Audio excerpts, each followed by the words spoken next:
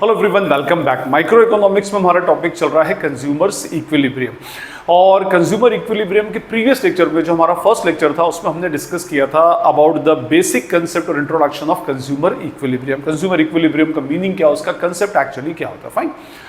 और फिर मैंने आपको बताया था कि भाई कंज्यूमर्स इक्विलिब्रियम को मेजर करने की दो अप्रोचेस हैं। First is cardinal approach and second is ordinal approach. ठीक, कार्डिनल और ऑर्डिनल अप्रोच पर आगे बढ़ने से पहले हम एक और बहुत ही इंपॉर्टेंट कंसेप्ट डिस्कस करेंगे जो ना सिर्फ कंज्यूमर इक्विलिब्रियम में इंपॉर्टेंट है बट आगे हम उसको बोल सकते हैं theory of demand, law of demand के अंदर भी इक्वली इंपॉर्टेंट है, बल्कि पूरी इकोनॉमिक स्टडी के अंदर इंपॉर्टेंट होता है, फाइन। और वो कंसेप्ट है हमारा कंसेप्ट ऑफ रैशनल कंज्यूमर, या हम बोलेंगे rational consumer and rational producer, या हम बोलेंगे भी कंसेप्ट ऑफ रैशनलिटी। तो इस लेक्चर में हम डिस्कस करेंगे about the concept of rationality and rational consumer.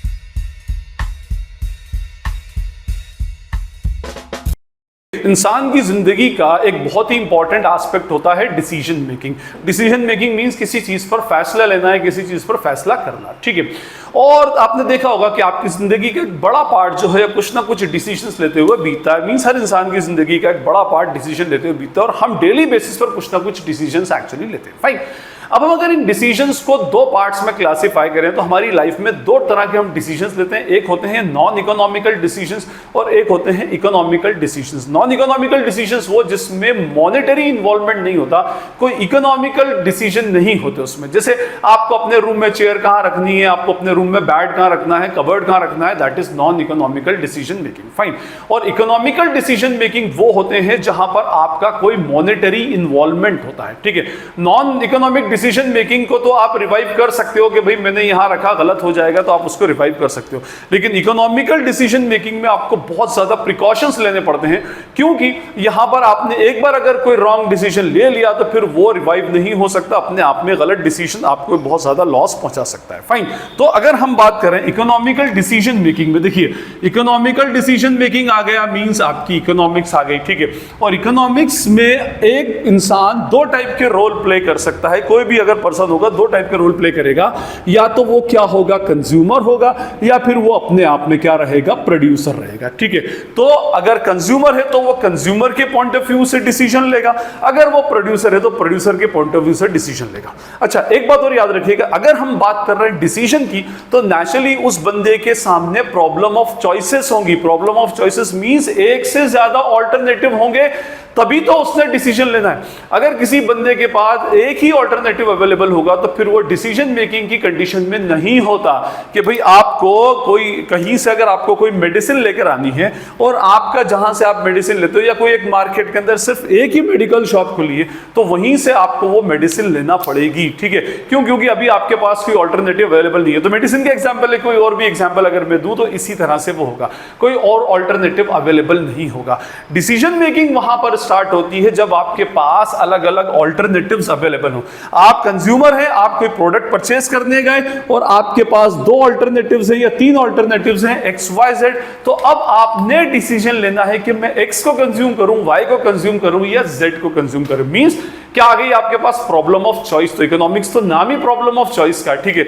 अगर आप प्रोड्यूसर हैं तो आपको यह डिसीजन लेना है कि मैं प्रोडक्ट ए प्रोड्यूस करूं, बी प्रोड्यूस करूं या सी प्रोड्यूस करूं, जिससे मेरा ज्यादा से ज्यादा प्रॉफिट एक्चुअली हो सके, ठीक है। एनीवे, कहने का मीनिंग ये कि कंज्यूमर को कोई भी गुड्स को कंज्यूम करने का डिसीजन लेना है और प्रोड्यूसर को कोई भी गुड्स को प्रोड्यूस करने का डिसीजन लेना है। तो इकोनॉमिक्स ये बोलती है कि बंदा जब भी कोई डिसीजन लेता है तो वो डिसीजन रैशनलिटी के साथ में लेता है। रैशनलिटी का मीनिंग ये होता है कि वो बहुत ही फिजिबल और बहुत ही अक्लमंदी से डिसीजन लेता है। रैशनल कंज्यूमर वो जो अक्लमंदी से ये डिसीजन ले कि उसको कौन सा प्रोडक्ट कंज्यूम करना है, और रैशनल प्रोड्यूसर वो जो अक्लमंदी भरा ये फैसला ले कि उसको कौन सा गुड्स प्रोड्यूस करना है, ठीक है। अच्छा, अब अगर मैं कंज्यूमर के पॉइंट ऑफ व्यू से आऊं कि मैंने कहा कि भाई रैशनल कंज्यूमर वो होता है जो अक्लमंदी भरा डिसीजन लेता है कि उसको एक्स वाई और जेड में से कौन सा गुड एक्चुअली कंज्यूम करना है। तो कौन सा कंज्यूम करना है, तो वो ये देखेगा कि उसको सबसे ज्यादा हाईएस्ट सेटिस्फैक्शन या हाईएस्ट यूटिलिटी उसको कहां से एक्चुअली मिलती है, किस प्रोडक्ट से उसको सबसे ज्यादा यूजफुलनेस मिलेगी। अब यूजफुलनेस के बहुत सारे क्राइटेरियाज हैं, क्या कि वो इन सब चीजों की क्या देखेगा, अल्टीमेटली प्राइजेस देखेगा, ठीक है, उसके बाद इनकी ड्यूरेबिलिटी देखेगा और उसके बाद उसकी फिजिबिलिटी देखेगा कि भाई मेरे लिए कौन सी एक्चुअली ज्यादा इंपॉर्टेंट है। भाई आप कार लेने जा रहे हैं तो आप कार में अपना बजट भी देखेंगे, ठीक है, अपनी फैमिली का साइज भी देखेंगे, कार का माइलेज भी देखेंगे, अपने एरिया का पार्किंग लॉट भी देखेंगे, बहुत सारी चीजें देखने के बाद फाइनली जो आपके लिए सबसे फिजिबल ऑल्टरनेटिव होगा या फिजिबल कार होगी वो जाकर के आप बाय करेंगे। अब कोई भी चीज जब आप बाय करते हैं तो बहुत सारी चीजें आप देखते हैं, अदरवाइज हर चीज के अंदर बहुत सारे प्रोडक्ट, बहुत सारे ऑल्टरनेटिव्स आपके पास अवेलेबल होते हैं, कुछ सस्ते, कुछ महंगे, कुछ बहुत महंगे। अब हर इंसान एक जैसा डिसीजन तो ले नहीं सकता, वो डिसीजन लेने से पहले अपनी पॉकेट भी देखेगा, अपनी कैपेसिटी भी देखेगा, अपना बजट भी देखेगा, प्रोडक्ट की फीचर्स, उसके फायदे भी अल्टीमेटली वो देखेगा। फाइन, आपको देखिए जैसे अगर आपको शू लेने जाना तो शू 100 रुपए से लेकर तो 10,000 1 लाख रुपए तक के शू अवेलेबल है, लेकिन बंदा क्या करता है, वो अपनी अकॉर्डिंगली रैशनल डिसीजन लेता है कि मेरे लिए कौन सा सबसे ज्यादा बेस्ट, कौन सा सबसे फीजिबल ऑल्टरनेटिव एक्चुअली है। फाइन, तो एज अ कंज्यूमर आप ये देखेंगे कि भाई आपको कौन सा प्रोडक्ट सबसे ज्यादा यूटिलिटी, कौन सा प्रोडक्ट सबसे ज्यादा सेटिस्फैक्शन दे सकता है। अच्छा, सेटिस्फैक्शन अपने आप में एक साइकोलॉजिकल कंसेप्ट है, नेक्स्ट लेक्चर में सेटिस्फैक्शन का कंसेप्ट आएगा कि भाई सेटिस्फैक्शन क्या होता है, इंसान यूटिलिटी कैसे डराइव करता है। दुनिया में हर प्रोडक्ट के अंदर कुछ ना कुछ सेटिस्फैक्शन, कुछ ना कुछ यूटिलिटी है, लेकिन इंसान ये देखता है कि मेरे लिए सबसे ज्यादा बेस्ट ऑल्टरनेटिव, सबसे फीजिबल ऑल्टरनेटिव और सबसे ज्यादा सेटिस्फैक्शन और यूटिलिटी देने वाला ऑल्टरनेटिव कौन सा होता है। ठीक है, जब ये आपने देखा होगा कि भाई अक्सर क्या होता है कि आप कोई भी शॉप पर जब जाते हैं, या जैसे आपने देखा होगा कोई भी शॉपकीपर होता है वो कोई डिस्काउंट ऑफर लगाता है, तो वो डिस्काउंट ऑफर कस्टमर को अट्रैक्ट करने के लिए लगाता है, वो उसकी फिजिबिलिटी को और भड़काता है। देखिए एक्चुअली होता है क्या, उसकी रैशनलिटी को, सॉरी, वो रैशनलिटी के अंदर क्या होता है कि भाई मान लीजिए कि अगर एक शू अवेलेबल है और कल आप उसी शोरूम पर उस शू को 5,000 रुपए का देकर गए थे, ठीक है, अब ये शू आपको पसंद आ गया लेकिन आपको महंगा लग रहा है, तो उस टाइम आपने एक रैशनल डिसीजन लिया कि नहीं भाई ये महंगा है, मैं इस शू को नहीं परचेस कर सकता, मेरे बजट के बाहर हो रहा है। ये भी अपने आप में एक रैशनल डिसीजन था, ठीक है। नेक्स्ट डे आप उसी शोरूम के सामने से जा रहे थे और वहां पर 40% ऑफ लगा हुआ था, आपने बोला चलो चल करके देख लूं वो शू अवेलेबल है या नहीं है। अब आपने देखा कि उस शू के ऊपर 40% ऑफ एक्चुअली था, तो 40% मींस इस पे 2,000 कम हो गए और अब आपको पड़ गया 3,000 रुपए का। अब ये 3,000 का शू आपके बजट में आता है और आपके लिए फीजिबल है। आपने ये भी सोचा था कि 4,000 तक भी होता तो मैं इसको बाय कर लेता, बल्कि तो आपको 3,000 मिल रहा है। अब फिर एक और रैशनल डिसीजन आप लेंगे कि भाई ये अब मुझे सस्ता पड़ रहा है, मैं इसको क्या कर लूं, बाय कर लेता हूं। तो ये होता है रैशनल डिसीजन। तो बहुत छोटा सा मैंने एग्जांपल दिया। इकोनॉमिक्स में जब भी कभी आप कोई डिसीजन लेंगे, चाहे छोटे से छोटा या बड़े से बड़ा डिसीजन, और वो economical decision actually economical decision होगा, तो उसमें रैशनलिटी तो जरूर आएगी, फिजिबिलिटी जरूर आएगी। इंसान अपने सेल्फ इंटरेस्ट को देखता है। देखिए इकोनॉमिक्स में रैशनलिटी को बोला जाता है कि जब बंदा अपने सेल्फ इंटरेस्ट को प्रायोरिटी दे तो वो क्या कहलाता है, रैशनल कंज्यूमर कहलाएगा। वो हमेशा जब भी कोई चीज को कंज्यूम करेगा तो सबसे पहले अपने पर्सनल, अपने सेल्फ इंटरेस्ट को प्रायोरिटी देगा। तो ऐसा बंदा जो होगा वो बेसिकली कहलाएगा आपका रैशनल कंज्यूमर। हम उसको क्या बोलेंगे, रैशनल कंज्यूमर बोलेंगे। I hope it is clear, ठीक है। तो ये हमारा रैशनल कंज्यूमर का कंसेप्ट है। चलिए आइए रैशनल प्रोड्यूसर के ऊपर।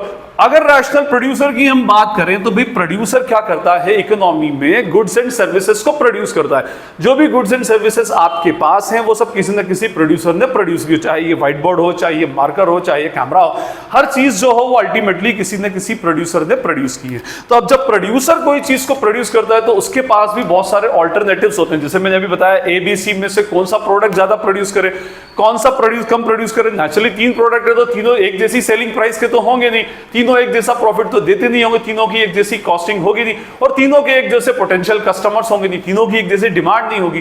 तो वो अपने मार्केट के अंदर देखता है कि मार्केट में डिमांड क्या चल रही है, किसी कमोडिटी की कॉस्ट प्राइस क्या है, कितने पर ये सेल हो रहा है, कितना उस पर प्रॉफिट या लॉस निकल रहा है, और फिर उसके बाद वो फाइनली ये देखता है कि भाई अल्टीमेटली ये कब रैशनल डिसीजन लेगा, जब इसका सेटिस्फैक्शन मैक्सिमाइज हो सकेगा। ठीक है, किसका, प्रोड्यूसर का। तो आपने बोला सर इधर भी सेटिस्फैक्शन इधर भी सेटिस्फैक्शन, तो नेचुरली हर बंदा सेटिस्फैक्शन के लिए काम कर रहा है। अब प्रोड्यूसर का जो सेटिस्फैक्शन छुपा है वो किसके अंदर छुपा है, प्रॉफिट के अंदर छुपा है। उस बंदे का जो सेटिस्फैक्शन छुपा हुआ है वो प्रॉफिट में छुपा हुआ है। तो ये बंदा नेचुरली कोई भी प्रोड्यूसर होगा वो मार्केट में बैठा ही इसलिए है कि प्रॉफिट ज्यादा से ज्यादा अर्न कर सके। तो कोई भी रैशनल प्रोड्यूसर जब होगा तो वो डिसीजन लेगा, उस चीज पर डिसीजन लेगा जब उसका प्रॉफिट मैक्सिमम हो सके, क्योंकि ज्यादा प्रॉफिट तो ज्यादा उस बंदे को अल्टीमेटली सेटिस्फैक्शन रिसीव होगा। फाइन। तो हमारे इकोनॉमिक्स में या हमारी जो डेली लाइफ में हम जब भी वर्ड रैशनैलिटी को यूज करेंगे तो ये याद रखिएगा, रैशनैलिटी का मीनिंग होगा टेकिंग वाइज डिसीजंस जब बंदे का अपना पर्सनल इंटरेस्ट हो। अब आप देखेंगे जैसे कि भाई किसी भी एक प्रोड्यूसर ने बाय वन गेट वन का उसने ऑफर लगा रखा, या जैसे मैंने अभी एग्जांपल दिया आपको 40% ऑफ। अब बोलेंगे सर यहां पर तो कंज्यूमर को रैशनैलिटी मिल गई, लेकिन प्रोड्यूसर क्या? तो भाई प्रोड्यूसर ने आपके बेनिफिट के लिए कोई भी डिस्काउंट ऑफर नहीं चलाया। कोई भी डिस्काउंट ऑफर मार्केट में चलता है तो वहां पर कोई भी प्रोड्यूसर कंज्यूमर के ऊपर एहसान नहीं कर रहा, ठीक है। उनकी भी कुछ ना कुछ मजबूरी है, क्योंकि वो रैशनल प्रोड्यूसर हैं, और वो रैशनल प्रोड्यूसर हैं तो वो सेल्फ इंटरेस्ट को प्रायोरिटी देंगे। तो वहां पर उनका कुछ ना कुछ सेल्फ इंटरेस्ट है। हो सकता है मॉनसून सीजन हो, डिमांड नहीं हो मार्केट के अंदर, हो सकता है पोस्ट दिवाली सीजन हो तो वहां पर डिमांड नहीं हो। तो अब उस डिमांड को जो उनके पास जो एक्स्ट्रा स्टॉक बच गया उसको क्लियर करने के लिए उन्होंने क्या किया, और कस्टमर को अट्रैक्ट करने के लिए, बुलाने के लिए उन्होंने उस ये डिस्काउंट ऑफर चलाया हो, बाय वन गेट वन, ठीक है। तो कभी भी इकोनॉमिक्स में Adam Smith, as per Adam Smith, यहां पर जो इनविजिबल हैंड थ्योरी उसके अकॉर्डिंगली इकोनॉमी में कभी कोई किसी बंदे के ऊपर एहसान नहीं करता। मींस अगर डिस्काउंट ऑफर चल रहा है, बाय वन गेट वन चल रहा है, तो ये पहला इसमें प्रोड्यूसर का अपना बेनिफिट है, और वो उस बेनिफिट में अगर आपको फायदा मिल रहा है तो प्रोड्यूसर आपको बेनिफिट दे देगा। कल तक जो चीज आपको 5000 की मिल रही थी आज वो आपको अल्टीमेटली 3000 की मिलेगी, ठीक है। तो ये रैशनैलिटी का कंसेप्ट होता है, और हम जब भी कोई डिसीजन लेते हैं तो हमेशा हम रैशनल डिसीजन लेते हैं, उसके अच्छे बुरे को, उसके भले बुरे को हम क्या करते हैं, सोचकर काम करते हैं। चाहे हम प्रोड्यूसर हो तो प्रोड्यूसर के पॉइंट ऑफ व्यू से, चाहे हम कंज्यूमर हो तो कंज्यूमर के पॉइंट ऑफ व्यू से। फाइन। तो आई होप आपको रैशनैलिटी का और रैशनल डिसीजन और रैशनल कंज्यूमर और रैशनल प्रोड्यूसर का कंसेप्ट क्लियर हो गया होगा। फिर भी अगर कोई क्वेरी या डाउट लगे तो कमेंट सेक्शन ओपन है, आप वहां पर मुझसे पूछ सकते हैं। और अगर ये वीडियो आपको यूजफुल लगता है तो इसे अपने फ्रेंड्स के साथ में शेयर करें, वीडियो को लाइक करें और चैनल को सब्सक्राइब जरूर करें। This is Najeeb Hashmi signing off from Najeeb Hashmi's academy. Thank you.